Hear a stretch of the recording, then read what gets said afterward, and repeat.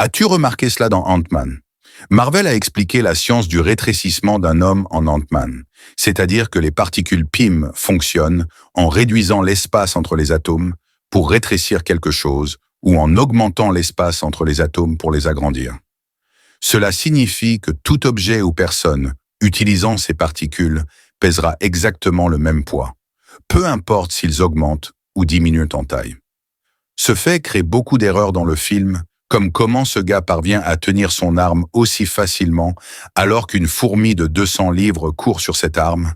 Comment Hank Pym peut-il porter un tank de 30 tonnes dans ses mains? De plus, comment ce petit train jouet d'un pound peut-il écraser une voiture de police? Dans Avengers Endgame, lorsque tu as vu cette scène pour la première fois, pensais-tu que c'était la fin d'Ant-Man, seulement pour le voir apparaître indemne plus tard dans les décombres?